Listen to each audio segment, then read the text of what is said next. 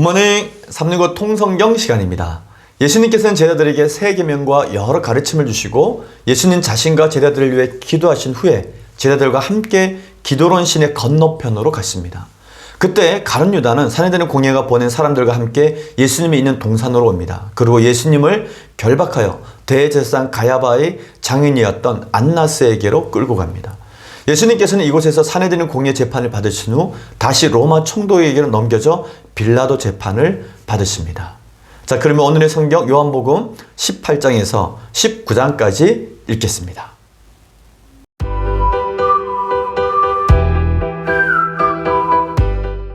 제314일 요한복음 18장.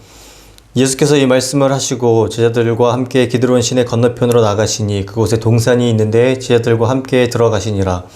그곳은 가끔 예수께서 제자들과 모이시는 곳이므로 예수를 파는 유다도 그곳을 알더라. 유다가 군대와 대제사장들과 바리새인들에게서 어떤 아랫사람들을 데리고 등과 횃불과 무기를 가지고 그리로 오는지라. 예수께서 그 당할 일을 다 아시고 나아가 이르시되 너희가 누구를 찾느냐? 대답하되 나사렛 예수라 하거늘 이르시되 내가 그니라 하시니라. 그를 파는 유다도 그들과 함께 섰더라. 예수께서 그들에게 내가 그니라 하실 때에 그들이 물러가서 땅에 엎드러지는지라. 이에 다시 누구를 찾느냐고 물으신대 그들이 말하되 나사렛 예수라 하거늘 예수께서 대답하시되 너희에게 내가 그니라 하였으니 나를 찾거든 이 사람들이 가는 것은 용납하라 하시니 이는 아버지께서 내게 주신 자 중에서 하나도 잃지 아니하여 싸움나이다 하신 말씀을 응하게 하려 함이로라. 이에 시몬 베드로가 칼을 가졌는데 그것을 빼어 대제사장의 종을 쳐서 오른편 귀를 베어버리니 그 종의 이름은 말고라. 예수께서 베드로더러 이르시되 칼을 칼집에 꽂으라. 아버지께서 주신 잔을 내가 마시지 아니하겠느냐 하시니라. 이에 군대와 천부장과 유대인의 아랫사람들이 예수를 잡아 결박하여 먼저 안나스에게로 끌고 가니 안나스는 그의 대제사장인 가야바의 장인이라. 가야바는 유대인들에게 한 사람이 백성을 위하여 죽는 것이 유익하다고 권고하던 자더라. 시몬 베드로와 또 다른 제자 한 사람이 예수를 따르니 이 제자는 대제사장과 아는 사람이라. 예수와 함께 대제사장의 집들에 들어가고 베드로는 문 밖에 서 있는지라. 대제사장을 아는 그 다른 제자가 나가서 문 지키는 여자에게 말하여 베드로를 데리고 들어오니 문 지키는 여종이 베드로에게 말하되 너도 이 사람의 제자 중 하나가 아니냐 하고 하니 그가 말하되 나는 아니라 하고 그때가 추운 고로 종과 아랫사람들이 불을 피우고 서서 쬐니 베드로도 함께 서서 쬐더라. 대제사장이 예수에게 그의 제자들과 그의 교훈에 대하여 물으니 예수께서 대답하시되 내가 드러내놓고 세상에 말하였노라. 모든 유대인들이 모이는 회당과 성전에서 항상 가르쳤고 은밀하게는 아무것도 말하지 아니하였거늘 어찌하여 내게 묻느냐? 내가 무슨 말을 하였는지 들은 자들에게 물어보라. 그들이 내가 하던 말을 아느니라.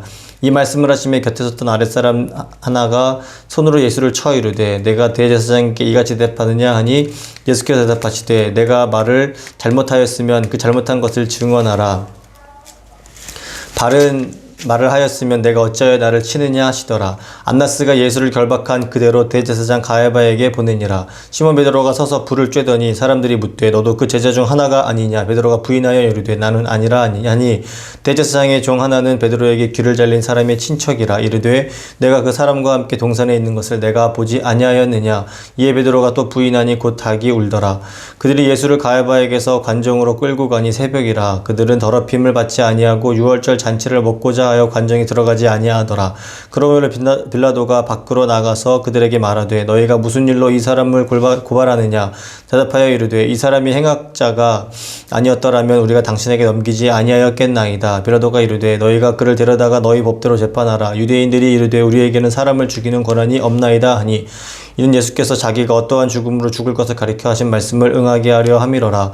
이에 빌라도가 다시 관정에 들어가 예수를 불러 이르되 내가 유대인의 왕이냐? 예수께서 대답하시되 이는 내가 스스로 하는 말이냐? 다른 사람들이 나에 대하여 내게 한 말이냐? 빌라도가 대답하되 내가 유대인이냐? 내 나라 사람과 대제사장들이 너를 내게 넘겼으니 내가 무엇을 하였느냐?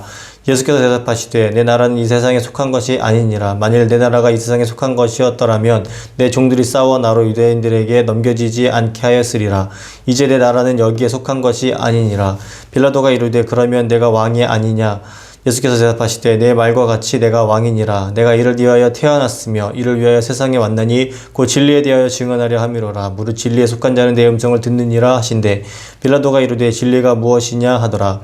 이 말을 하고 다시 유대인들에게 나가서 이르되 나는 그에게서 아무 죄도 찾지 못하였노라. 6월절이면 내가 너희에게 한 사람을 놓아주는 전례가 있으니 그러면 너희는 내가 유대인의 왕을 너희에게 놓아주기를 원하느냐 하니 그들이 또 소리질러 이르되 이 사람이 아니라 바라바라 하니 바라바는 강도였더라.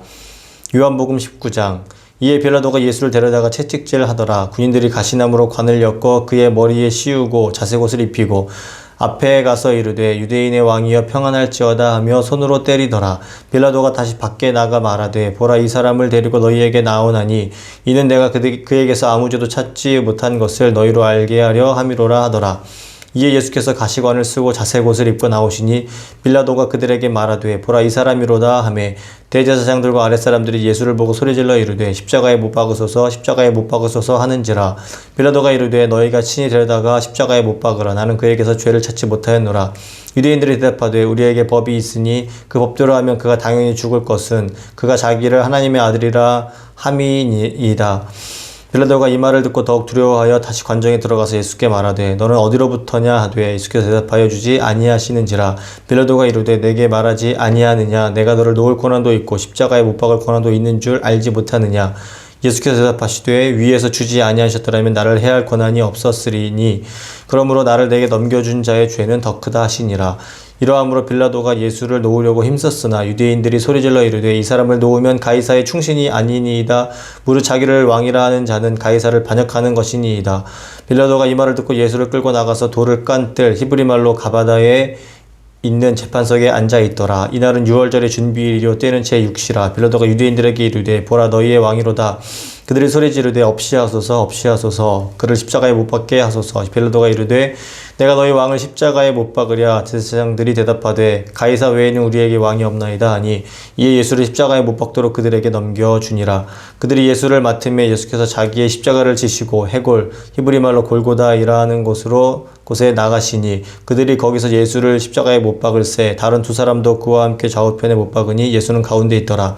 빌라도가 패를 써서 십자가 위에 붙이니 나사렛 예수 유대인의 왕이라 기록되었더라. 예수께서 못 박히신 곳이 성에서 가까운 고로 많은 유대인이 이 패를 읽는데 히브리와 로마와 헬라말로 기록되었더라. 유대인의 대제사장들이 빌라도에게 이르되 유대인의 왕이라 쓰지 말고 자칭 유대인의 왕이라 쓰라 하니 빌라도가 대답하되 내가 쓸 것을 썼다 하니라.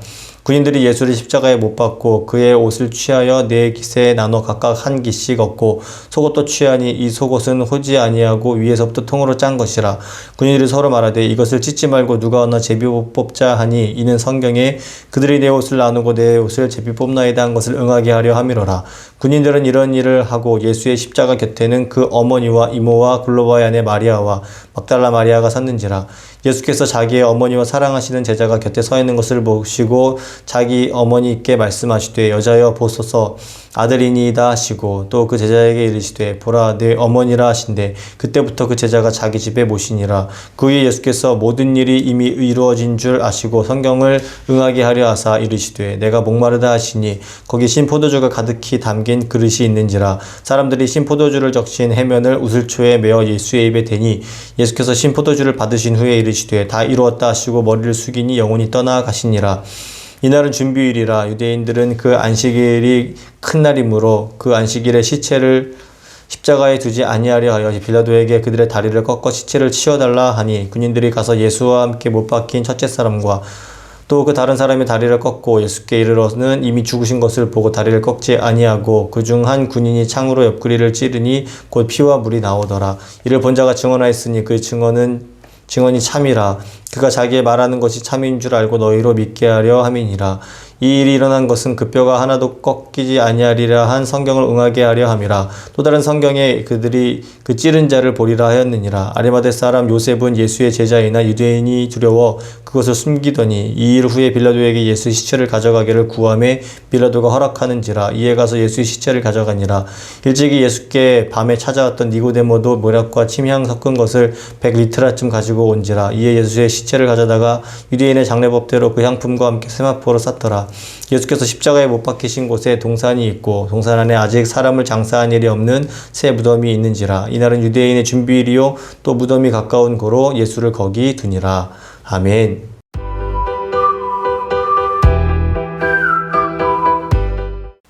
오늘 읽은 본문의 말씀을 5가지 포인트로 정리해 보겠습니다. 첫 번째 포인트. 예수님께서는 제1차 산헤드린 공회의 재판을 받으십니다.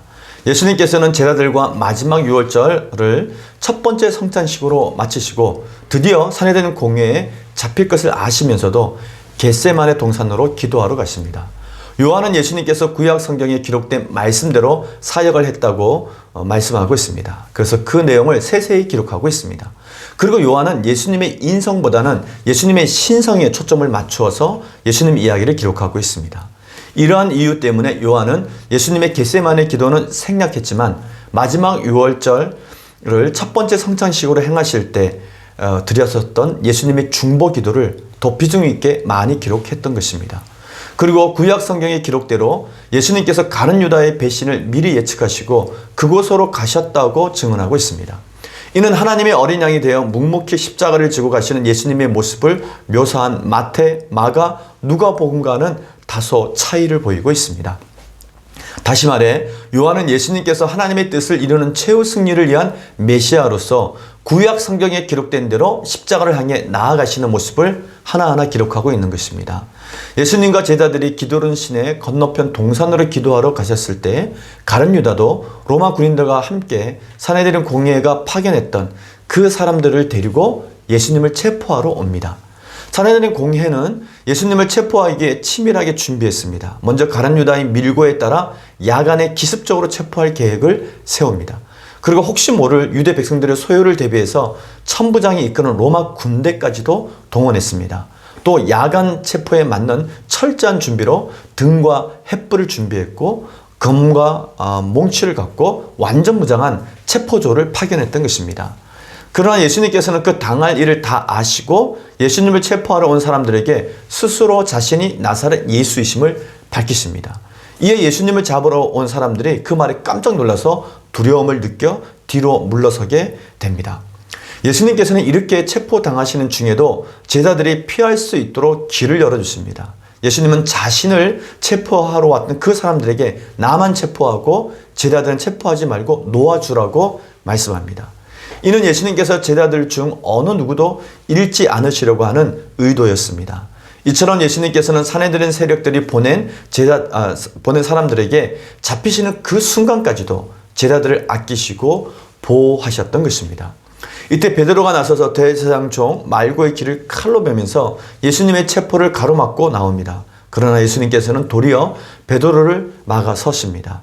베드로의 이 행동은 모든 인간을 위한 하나님의 구원 계획을 가로막는 것이었으므로 예수님께서는 칼을 칼집에 도로 꽂으라고 말씀하시면서 베드로의 행동을 제지시키십니다. 이 모든 일은 구약 성경의 기록대로 예수님의 사역이 진행되는 것이기 때문이었습니다.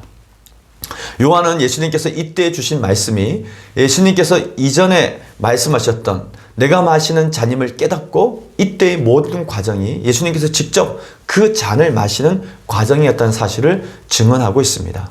산헤드린 세력들은 이렇게 예수님을 체포하여 대제사장 안나스에게로 끌고 갑니다.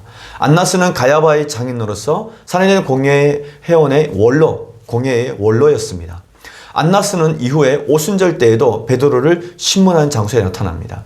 예수님께서는 대제사장 안나스에게 신문을 받게 되실 때에 베드로가 예수님을 3번 부인하는 사건 중에서 그 첫 번째 부인한 사건이 그때 일어납니다. 안나스는 예수님을 신문하면서 예수님의 제자들과 예수님의 가르침에 대해서 예수께 물었습니다. 그러나 예수님께서는 제자들에 관해서는 대답하지 않으시고 예수님의 가르침에 대해서만 대답을 하십니다. 그리고 예수님께서는 율법에 기록된 재판의 절차대로 예수님의 가르침을 들었던 증인들에게 확인하라고 말씀하십니다. 예수님께서는 이렇게 답변하시자 산헤드린 공회의 원로인 대제사장 안나스에게 더 낮은 자세로 대답하지 않는다는 이유로 산헤드린 공회의 회원도 아니고 그 아랫사람 하나가 예수님을 때리는 일이 벌어집니다. 예수님께서는 불법적인 재판을 진행하고 있는 안나스에게 신명기에 나오는 율법에 따라서 공정한 재판을 시행하라고 말씀하십니다. 안나스는 결국 예수님을 그때 당시 대제사장이며 또 산헤드린 공의 의장이었던 가야바에게로 보내게 됩니다. 즉 현직에 있었던 가야바에게 보냈던 것입니다. 이즈음 베드로가 또다시 예수님을 부인합니다. 요한복음 외에 다른 복음서에서는 베드로가 예수님을 세 번째 부인할 때 예수님을 필요 이상으로 강하게 부인한 그 원인에 대해서 기록하고 있지는 않습니다. 그런데 사도 요한은 베드로가 예수님을 그렇게까지 강하게 부인했던 이유를 말고의 친척에게 찾고 있습니다. 말고의 친척이 베드로를 알아보았기 때문에 말고의 길을 베었던 그 사건은 범법 사건이고 형사 사건이기 때문에 만약 베드로라는 이름이 거론되어지고 그 범인, 말고의 길을 베었던 범인이 베드로라는 사실이 밝혀지면 베드로가 매우 위험한 상황에 처할 수 있었기 때문에 베드로는 그 상황에서 자신이 그 사람이 아니다 라고 말하고 있고 마태, 마가, 누가는 그 사람이 말고의 길을 벤 사람이 베드로라는 사실을 기록하고 있지 않는 것입니다. 왜냐하면 요한복음은 베드로가 죽은 다음에 쓰여졌습니다. 그래서 그 이름을 밝혀도 별로 위험하지 않았습니다. 따라서 말고의 길을 칼로 벤 사람이 베드로라는 사실은 요한복음에 가서야 드러나게 되는 것입니다. 그래서 한편으로 보면은 사도 요한은 베드로를 굉장히 옹호해주고 있습니다. 베드로가 왜 그렇게 강력하게 예수님을 부인했는지 그 이유가 바로 말고의 사건과 연관되어 있음을 얘기하면서 베드로 편에서 기록하고 있는 것입니다. 두 번째 포인트. 예수님의 십자가에는 네 가지 배경이 있습니다. 예수님께서 로마의 사형틀인 십자가에서 못 박혀 죽으신 것에는 네 가지 배경이 있습니다.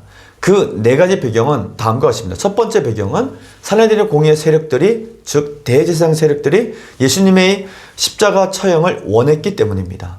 페르시아 제국 때부터 유대 자치 기구가 된 산헤드린 공의회는 예루살렘 성전을 중심으로 하는 종교 기득권과 또 유대 민족을 대표하는 자들로서 엄청난 권력을 누리고 있었던 살아있는 세력이었습니다.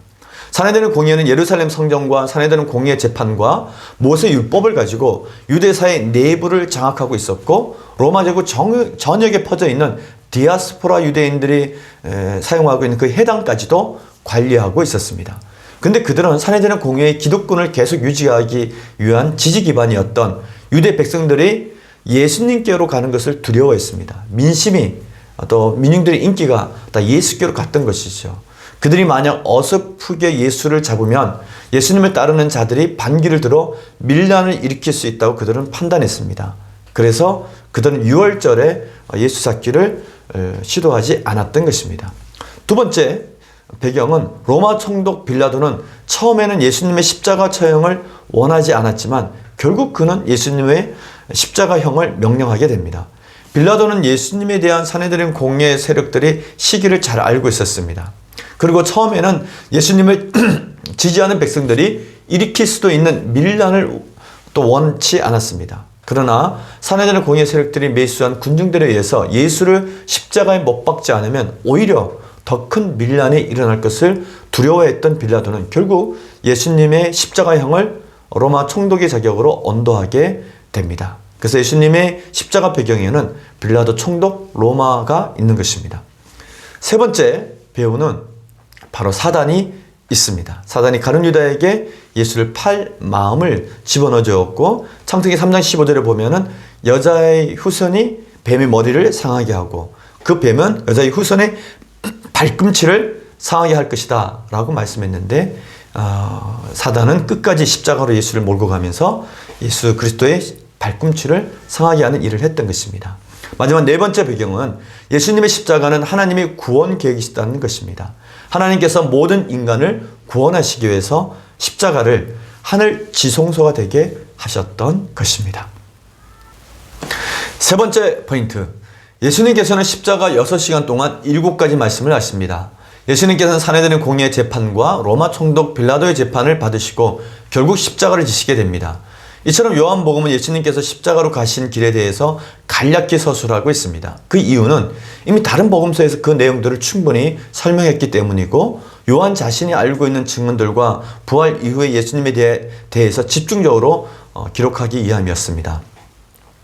요한은 예수님의 십자가 위 명패에 나사렛 예수 유대인의 왕이라고 쓰였다고 증언합니다. 로마 총독 빌라도는 예수님을 반역죄로 처형하고 조롱한다는 의미에서 나사렛 예수 유대인의 왕이라고 하는 제패를 십자가 위에 붙이게 했습니다. 근데 이는 오히려 예수님께서 만왕의 왕이자 메시아이심을 히브리어, 라틴어, 그리고 그 당시에 공용어였던 헬라어로 모두 사용하여 기록함으로써 당시 유월절을 지키기 위해서 모여들었던 디아스포라 유대인들은 물론이고 온 세상에 예수님이 만왕의 왕이심을 공포하는 결과를 낳게 됩니다. 예수님께서는 십자가 위에서 7가지 말씀을 하셨는데 그것을 가리켜 가상칠언이라 우리는 그렇게 부릅니다. 가상칠언은 다음과 같습니다. 첫 번째 말씀은 아버지 저들을 사하여 주옵소서 자기들이 하는 것을 알지 못함이니이다. 두 번째 말씀은 내가 진실로 내게 이르노니 오늘 내가 나와 함께 낙원에 있으라. 세 번째 말씀은 여자여 보소서 아들니이다 하시고 또 그 제자에게 이르시되 보라 내 어머니니라. 네 번째 말씀은 나의 하나님 어찌하여 나를 버리셨나이까. 이는 예수님께서 시편 22편에 다윗의 시를 인용하신 것이었습니다. 다섯 번째 말씀은 내가 목마르다. 여섯 번째 말씀은 다 이루었다. 이는 율법과 선지자를 완전하게 하기 위해서 오신 예수님의 사역을 완성하셨음을 선언하신 것입니다. 마지막 7번째 말씀은 아버지 내 영혼을 아버지 손에 부탁하나이다 입니다. 네 번째 포인트, 예수님께서 다 이루었다라고 말씀하시는 그 순간 제사장 나라 그릇이 더 큰 하나님 나라 그릇에 담기게 됩니다. 예수님께서는 십자가 위에서 다 이루었다라고 말씀하시며 예수님의 사역을 완성했음을 선포하셨습니다. 예수님께서 이렇게 다 이루었다라고 말씀하신 그 순간 제사장 나라 그릇이 더 큰 하나님 나라 그릇에 담깁니다. 제사장 나라는 유월절 어린 양으로 시작한 나라이고 하나님의 용서가 있는 나라, 이웃 사이에 나눔과 거룩이 있는 나라, 민족 사이에 평화가 있는 나라, 장자와 성전으로 이끄는 나라였습니다. 예수님의 선언으로 말미암아 제사장 나라는 더 큰 하나님 나라 그릇에 담기게 된 것입니다. 또한 예수님의 다 이루었다라는 이 선언은 제물이 되신 하나님의 어린 양 예수님께서 제사를 집례한 왕 같은 대제사장으로 하나님의 이름을 두고 택한 곳 하나님의 성소가 있는 하늘 지성소인 십자가에 오르셔서 단번에 우리 모든 사람의 속죄를 대속했다고 하는 선언이었습니다. 즉 영원한 속죄를 이루셨다고 하는 선언이었습니다. 예수님의 십자가는 하늘 지성소였습니다. 유대 민족에게 지성소는 예루살렘 성전 안에 언약궤가 안치되어 있는 곳이 지성소였고 그것이 성전이었습니다. 그리고 그 지성소가 있는 성전은 다윗이 하나님께 받은 설계도대로 지은 것이었습니다. 그러므로 예루살렘 성전 안의 지성소는 손으로 만든 지성소, 즉 하늘 지성소의 그림자였던 것입니다. 따라서 제사장 나라에 출범이 없었다면 대제사장도 예루살렘 성전도 없었습니다. 제사장 나라의 대제사장이 있기에 왕 같은 대제사장 예수님을 우리는 이해할 수 있고 성전에 지성소가 있어야 십자가 하늘 지성소도 있는 것이고 또 유월절 어린 양이 있어야 하나님의 어린 양이 있는 것입니다. 그러므로 예루살렘 성전의 지성소가 창조세계 안에서 손으로 지은 것이라면 십자가 지성소는 히브리서 기자에 의하면 손으로 짓지 아니한, 즉 창조에 속하지 아니한 것입니다. 이 모든 내용을 히브리서 기자가 잘 정리하고 있습니다. 마지막 5번째 포인트, 예수 십자가의 대속은 하나님이 사랑이시라라는 것의 말씀의 증거입니다. 예수님의 십자가는 하나님의 계시가 풍성히 드러나는 곳입니다. 그리고 하나님의 계시는 하나님의 창조 질서의 범위를 능가합니다. 그러므로 창조주 하나님께서는 인과율의 창조 질서 안에서 그리고 창조 질서를 넘어서까지 역사하신 것입니다. 인간의 모든 삶은 인과율에 기반을 두고 있습니다. 필연성, 개연성, 확률 등 원인이 만들어낸 결과, 심지어 우연까지도 확률로 말할 수 있습니다. 그러나 인과율만 가지고는 예수님의 십자가를 절대로 이해할 수 없습니다. 예수님의 십자가는 하늘 지성소로 이는 창세 전부터 계획된 하나님의 구원의 계획이었습니다. 유대인들은 안식일 전에 나무에 달려있는 시체를 내려 부정을 없애려 합니다. 그것이 신명기 법이었기 때문에 그랬습니다. 그래서 예수님의 시체를 십자가에 오래 달아두는 것을 매우 두려워했고 그 시체를 내려달라고 요구합니다. 그러나 사실 십자가에 못 박으라고 외쳤던 유대인들의 요구로 예수님의 시신을 십자가에서 내리는 이 일은 로마의 입장에서 볼 때에는 별로 달갑지 않은 일입니다. 로마는 시체를 그 십자가에 두어서 모든 사람이 보게 하는 것이었지만 유대인들의 요구가 너무 강력했기 때문에 빌라도는 예수님의 시체를 하루 만에 내리게 되는 것입니다. 여기에서 요한의 세세한 증언이 다시 한번 더 빛납니다. 예수님의 십자가를 직접 본 제자는 예수님의 12제자 중 가운데 요한이 유일했을 것입니다. 그렇기에 요한은 이 상황을 어느 누구보다도 자세히 기록할 수 있었습니다. 이렇게 예수님께서는 숨을 거두시자 사내들은 공회의 회원들 가운데 그동안 드러내지 않고 예수를 주라고 믿고 있었던 아리마대 사람 요셉과 니고데모가 그들의 재물과 지위를 총동원해서 예수님의 장례를 책임지겠다고 나서면서 예수님의 장례가 치러지게 됩니다. 오늘 우리는 요한복음 18장에서 19장까지 읽었습니다. 예수님께서는 십자가에 달리신 지 6시간 만에 숨을 거두었다고 말씀하고 있습니다. 즉 오전 6시에 달리셔서 오후 6시에 운명하시게 됩니다. 예수님의 시신은 안식일이 시작되기 전인 해지기 전에 장사되었습니다. 그리고 예수님께서는 3일 만에 부활하십니다. 예수님의 부활 이후 예수님의 제자들은 다시 회복되기 시작합니다. 절망에 빠져 흩어졌던 제자들이 다시 예루살렘에 모이기 시작합니다. 예수님의 죽음과 부활은 끝이 아니라 새로운 시작이었던 것입니다. 이처럼 예수님께서는 항상 우리에게 다가오셔서 우리를 끝까지 포기하지 아니하시고 가장 깊은 절망 가운데서 새로운 시작을 향해서 나아가게 하시는 우리의 소망이 되시는 부활의 주님이 되십니다. 그 주님만을 굳게 붙잡고 오늘도 부활의 소망으로 승리하는 하루가 되시기를 바랍니다. 화이팅!